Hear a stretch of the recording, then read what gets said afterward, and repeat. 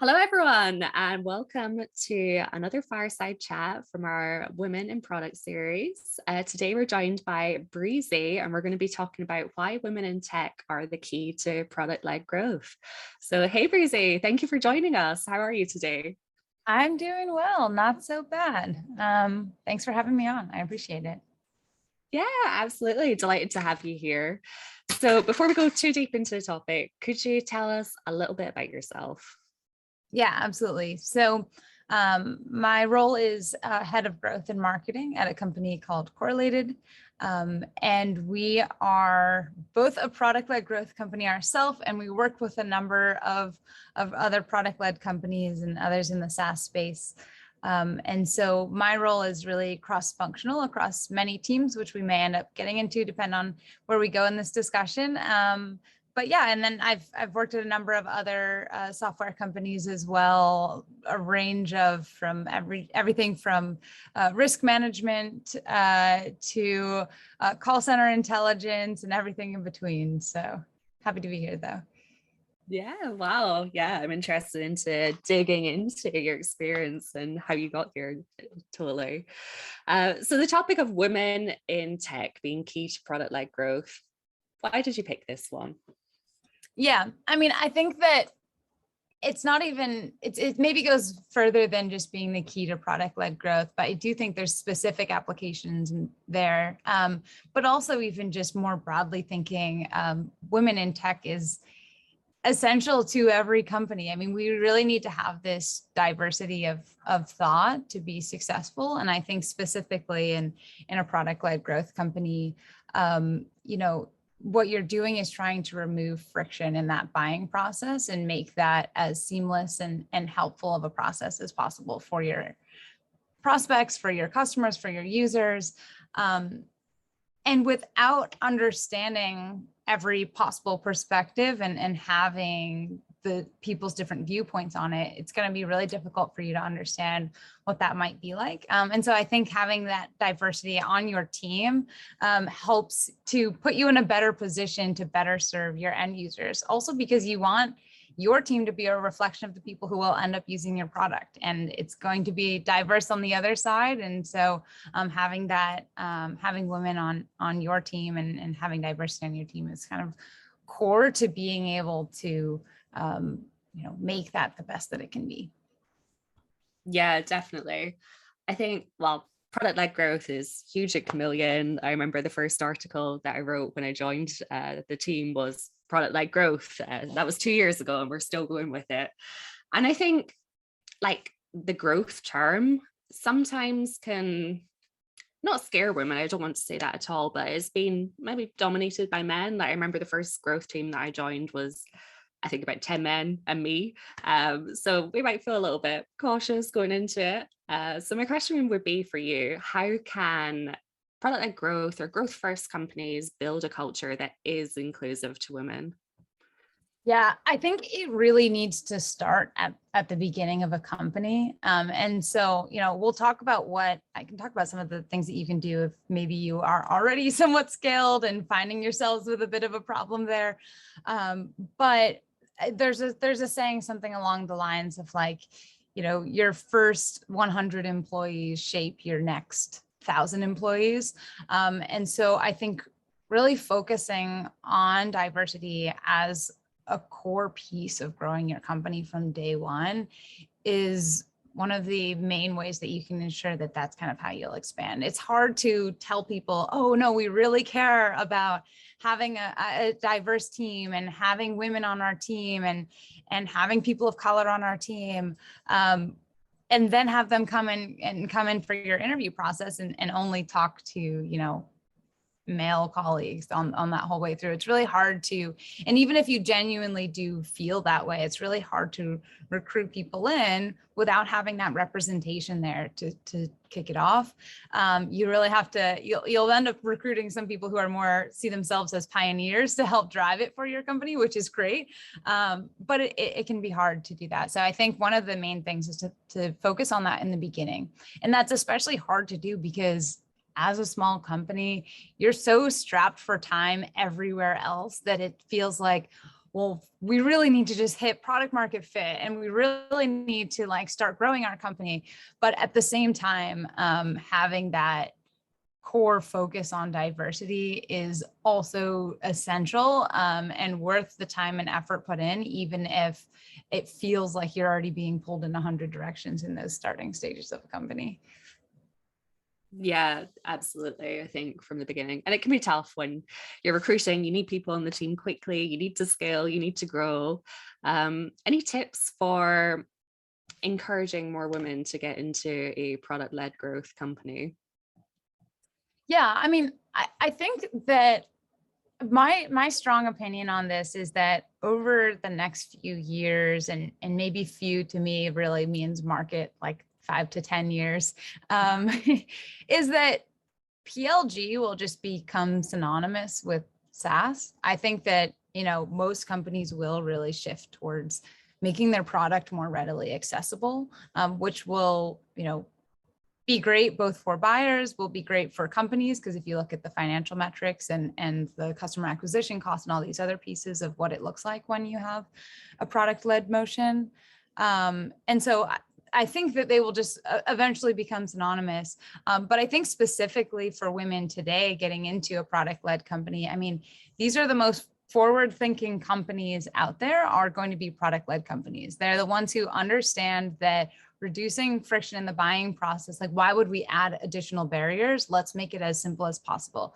They're also going to understand that the best product is going to win. And so if you want to be, if you're willing and able to showcase your product at the forefront of what you're doing, then it's likely a reflection of you having a really strong product. And so that's a company that you want to be working for, right? Those are the companies that are going to succeed. In other scenarios, you know, you might be able to sell a product for some period of time, but if it doesn't catch up to what the market wants, or you might, you know, end up seeing a lot of churn and things down there. So I think that it makes sense because these product-led companies today are more forward-thinking. They're likely to be more successful companies. And I think the forward-thinkingness from that market perspective reflects on how they think internally as well. They're generally more forward-thinking about women in the workplace and diversity and all these things. And I genuinely feel like those do go hand in hand. So it's a good place to be both, you know, for career-wise, but also in the short term as well. Yeah, that's really interesting. I've never really thought about it, but now you've pulled that theme out, like fast-growing companies, they're forward-thinking, and they generally do have a better handle on diversity and bringing women in. So it's really great to see. Of course, you can be forward thinking, but there might still be challenges there for women in tech and in these growth positions. Are there any that you think still exist? Yeah, I do think there's, you know, I'm by nature an optimist, and I do like to really focus on the positive, and I practice, you know, being grateful for the things that we have and where we are today. But at the same time, you know, I don't think you should just shy away from the reality of we still have a long way to go. And it can be really exhausting. And every once in a while you sort of take a step back and you're just trying to be the best that you can at your role, what you're doing and recruiting more people to your team and all the things that you're working on. And you sort of take this step back and you're like, why am I fighting these other battles still? Why does it feel like I have these additional battles that other people on my team don't have to fight? And, you know, it is still the case. And it's more prevalent at some companies that you might have to fight a lot of uphill battles. And I have, you know, I'm part of many women's groups. And I think there is a point at which you say, do I really want to keep fighting this? Or do I want to just shift to a place that's more accepting and that I can, you know, really launch my career from? And sometimes it's best to just walk away and find a better opportunity. And then other times, you know, even in that good opportunity, you still come across these moments where it's a reflection of, you know, did this maybe happen because of my gender or because of my race? And so I actually recently on LinkedIn put out a list of things, like things I've been asked to do as a woman in tech. And it's like, you know, planning the annual company parties and asked to take notes during a meeting and be on an interview panel to show diversity and representation, and all these different things that, you know, really, I can't guarantee that they were because I was a woman, but it really feels like it was. And, you know, being in meetings that I maybe wouldn't have been invited to, but was there to show representation. So I think these things definitely still do happen. And sometimes the intention of why they're happening is good, sometimes it's not. And so I think when you come across these types of scenarios, it's up to you to decide, is this going to help me in my career? Is this something that I want to do? Is this something that's going to take me away from my core work? Again, connected to that career piece, and make a choice. If it doesn't make sense for you to do, then it's an important skill to work on getting that backbone to say no, and that you're not going to work on this. And, or, you know, if someone asks you to take notes, then set up a rotation on who takes notes. Don't just take the notes for the meeting, things like that.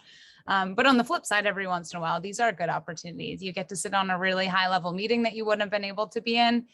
Is it annoying, frustrating, sort of ridiculous feeling that you got invited because you were a woman? Yes, but you're there. And if you're going to take that seat, then take that seat, raise your hand, speak up, be part of that meeting, and use it to your advantage. So there are definitely still barriers, and there's definitely still obstacles along the way. But I think some of them can be used to your advantage, and others, you know, you find a nice strategic, friendly way to say no. Say, maybe someone else can take the notes today, actually. Yes, exactly. And I actually will practice this myself. So even just such a silly example, but we had our company offsite recently, and we had like a pastry to cut up on the table, and they were like, "Oh, can someone cut that up?" And I'm sitting there thinking, everyone's either going to look around and wait for a woman to do it, or probably tell someone to do it, not even thinking about the fact that that's not going to be a good move. And, you know, we have a really diverse team at Correlated, and we are forward thinking, but some things are just like, you know, part of where we are in our culture today. And so I was like, asked one of the male colleagues on the team, "Oh, do you mind, you know, cutting this up?" And then for the next thing, when we had a champagne toast, I asked a different person, so that we're rotating around and we're not expecting anyone of, for any reason of gender or race or anything, to do something. It's just, hey, we're all a team. We need someone to step in. You look like you're free, and maybe you can step up and help. So I think just being aware of it, and you can kind of make those shifts. Yeah, definitely. Like, share those jobs as well. Cutting the cake, taking the notes, whatever it might be. That's a really good strategy.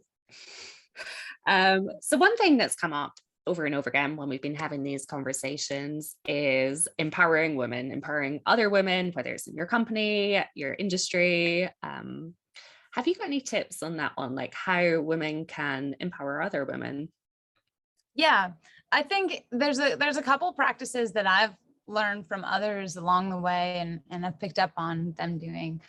So I think one practice that I really like is making sure that everyone's having a voice in a meeting. So specifically asking them, if you do see another woman on the team being quieter, then you can say, "Oh, what do you think of this?" Or if you see maybe other men kind of taking the space of talk time, you can sort of interrupt and ask someone else who might be more shy on the team. And this doesn't just apply to women. I think it's actually just, you know, sometimes you have the louder people, you have the quieter people. I'm actually probably in the loud bucket.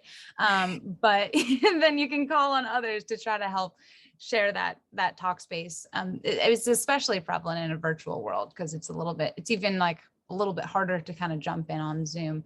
So I'll usually try to use that full grid view, see who might be kind of pricking up in their chair, and say, "Hey, like, did you have something you might want to share with the team?" And so I think, you know, that's one way. I think, I'm not sure where the narrative has come from that, you know, women are not as supportive of women. I think in some cases we've all seen that be true, but we've seen that be true in any place. And I actually feel like I'm part of so many groups with women who are insanely supportive of each other.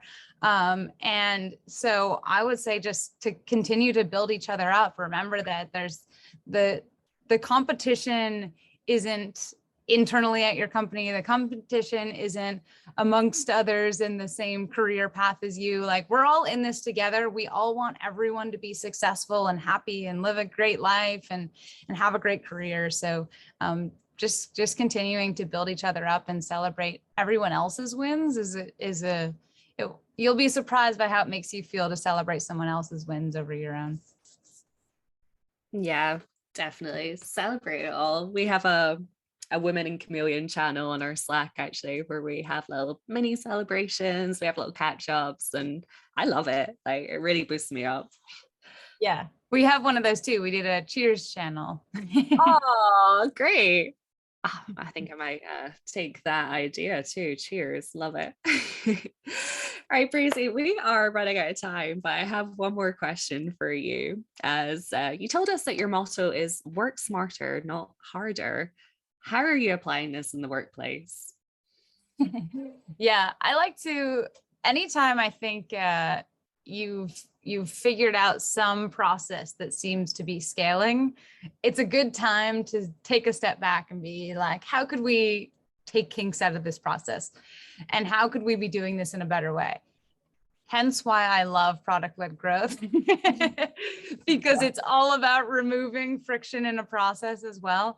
But I think it applies to any of your work. And so, anything that you're doing where you could be doing it in a more efficient way, let's focus on that, make that happen so that we have more time and space to think about either other strategic initiatives or focus our time on things that might not be working as well in their current state. So that's what I like to do. I encourage my team to do the same. Sometimes that means bringing in a new tool. Sometimes that means removing tools, whatever it may be. But yeah, I've always kind of kept a sticky note of that on my computer so that I can remind myself to think of when I'm deep in a work process and it feels really like I'm trudging through the mud. That's probably a good time for me to say, okay, what could we be doing better here? This is probably not time well spent. I was just about to say, I want to write that down on a little post-it and like put it on my laptop there. Well, Breezy, thank you so much for joining us today. It has been lovely to chat. I feel like I could chat for a lot longer, but we're trying to keep them bite-sized. So hope to see you again soon. And thank you for joining our Women in Product series. Thanks so much, Kirsty.